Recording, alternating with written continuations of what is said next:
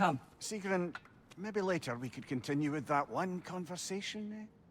For once, Mimir. I think you've said enough. Aye. Right then. Damn. Any cursed feeling this time? No, all is well. Thank you, shield maidens. Mimir, what is at odds between you and Sigrun? Did you anger her? I wouldn't say she's angry with me. Irritated, perhaps. Disappointed, certainly. You cheated. But you needn't worry yourself, brother. I won't let it distract from whatever it is we're doing here. So, this is no piece of Asgard at all. Just something spun from your memory of it. What? Fascinating. Interesting. Brother, I must admit, Freya's idea does make quite a bit of sense to me. What better god of war could the realms ask for than the general who won Ragnarok, and won it trying to save lives? With you on board, our whole peacekeeping council could really do some good. This position, this title, I have held it before. You know what happened. She knows what happened. Of course we do.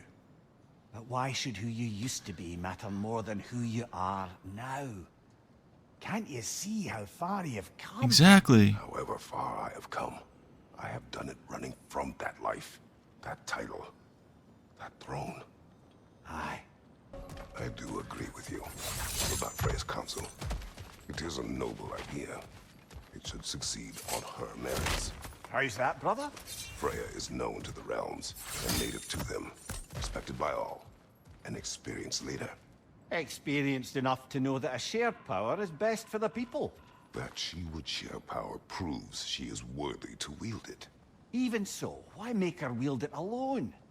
Without Odin, the realms have a chance to forge a new peace. When conflicts do arise and can't be talked through, a god of war ensures those conflicts have rules and enforces them. They need might and judgment and credibility across the realms. Who else would she pick, brother? Freya knows I would not refuse to aid her when in need. I have done and will do my part to fight for peace, regardless of title, regardless of whether I sit in authority. You know as well as I do there's power in words, oaths. The people need to know you're committed to them and to yourself. That you'll be there for them, and I know that you will. I understand you've got misgivings, man, but you've put your past behind you. We all see it. You do not know everything that I am. That you were. You've told me of your past, and yes, much of it was horrible. But you've proven over Exactly. and over again that you're not that man anymore. Yeah, you shouldn't have doubts, man. Oh, we're going through each like realm. Valhalla madness. At least it's good to see you in action again. You're already more your cheery self than I've seen in moons. Without Atreus or a fight in front of you, I wondered after your well-being. Combat can be terrifying. One thing though, brother. When you said Freya didn't value you the way you value her, that came surprisingly close to resembling the language of unrequited love. You know better. I do. An impossible pairing for any number of reasons. Just the same, it's obvious to any observer that you two care deeply about each other. Exactly. She is an important ally and a dear friend. Disappointing her is difficult. But what she asks of me, Makes you think she only finds you useful. I see. Well, I can't speak for her, of course. But if our adventures have taught me anything, it's that our connections are what matter most. So, forgive me for hoping you'll work it out. Holy moly. What is this? You recognize your old seat, don't you? Kratos. I have not forgotten the debt I owe you. Wait. Who is that?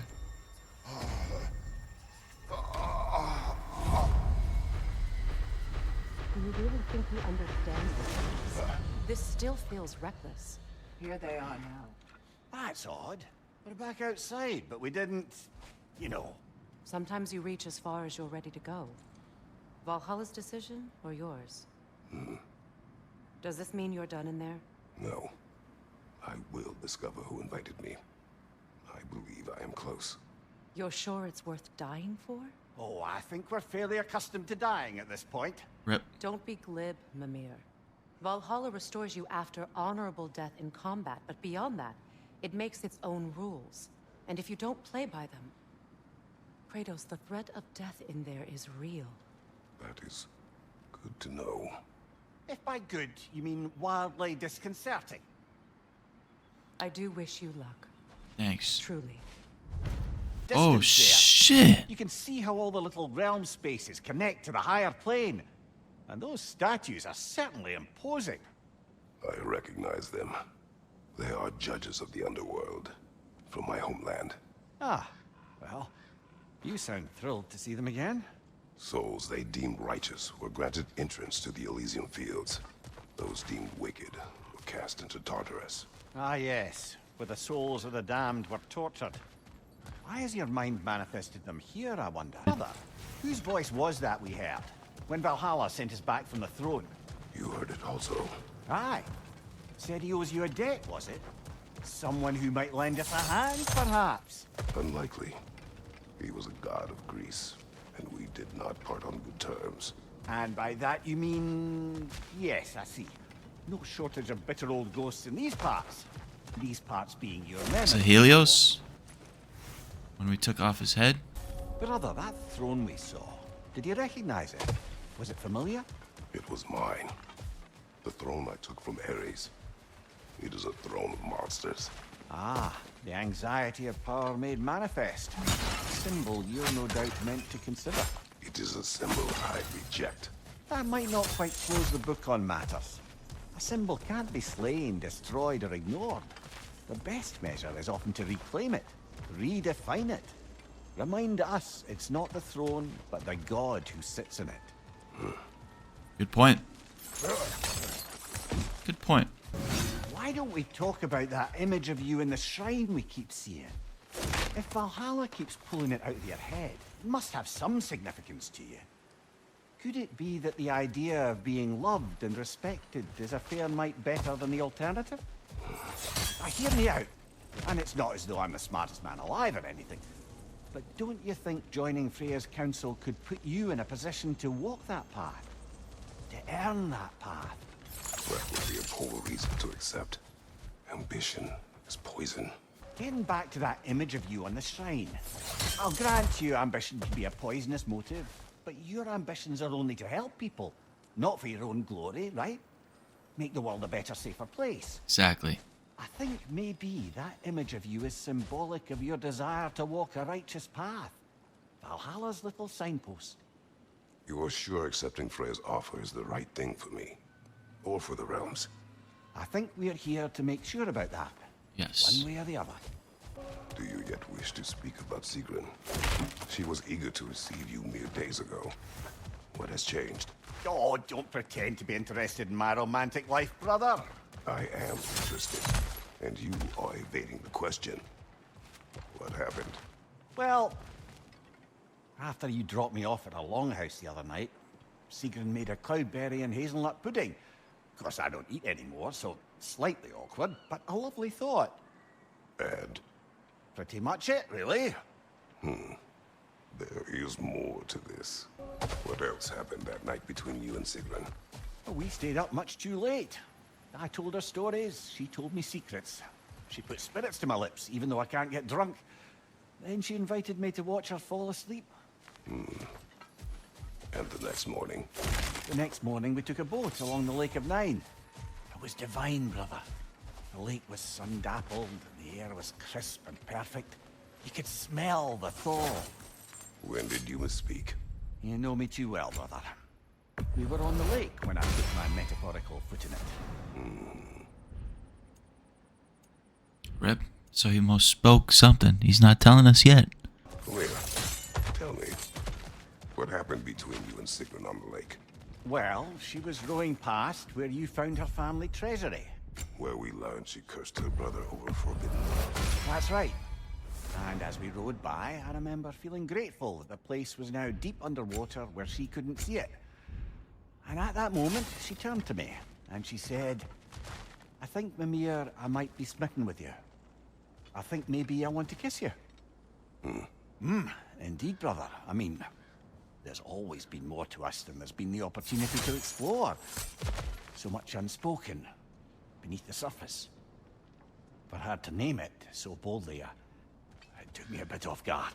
You and Sigrun. I am still waiting for the part where you spoke. In my defense, I only told her the truth as it struck me in the moment. I told her my feelings for her were deep as Rand's Hall and had been for as long as I'd known her.